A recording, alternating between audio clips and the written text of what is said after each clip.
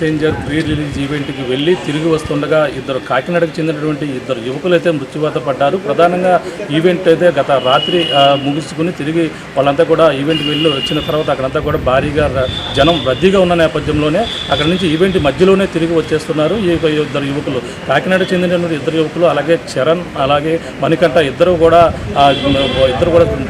మొదటి నుంచి కూడా చిన్నప్పటి నుంచి కూడా స్నేహితులు. వాళ్ళు ఈ నేపథ్యంలోనే ఈవెంట్ అయితే చూసేందుకు గేమ్ చేంజర్ ఈవెంట్ను అలాగే పవన్ కళ్యాణ్ రామ్ చరణ్ కూడా చూసేందుకు కూడా చాలా ఆసక్తిగా ఇంట్రెస్ట్గా వెళ్ళినటువంటి యువకులు అయితే తిరిగి వస్తున్న క్రమంలో సరిగ్గా ఇక్కడికి రంగంపేట వచ్చిన సమీపంలో ఉన్నటువంటి ఈ యొక్క కార్గిల్ ఏదైతే అక్కడ ఫ్యాక్టరీ ఉందో కార్గిల్ ఫ్యాక్టరీ దగ్గరికి వచ్చే సమయంలో ఒక వ్యాన్ అతి వేగంగా వచ్చి బైక్ని అయితే ఢీ కొట్టింది. ఈ యొక్క అక్కడికక్కడే మణికంఠ అయితే మృత్యువాత పడ్డారు. అలాగే చరణ్ అక్కడి నుంచి కాకినాడ ప్రభుత్వ ఆసుపత్రికి తీసుకొచ్చే మార్గ మధ్యలోనే మృతి చెందినటువంటి పరిస్థితి ప్రధానంగా ఉంది. ఈ యొక్క జరిగిన ఘటనపై అలాగే మూవీ యూనిట్ ఎవరైతే ఉన్నారో నిర్మాత దిల్ రాజు కూడా స్పందించారు.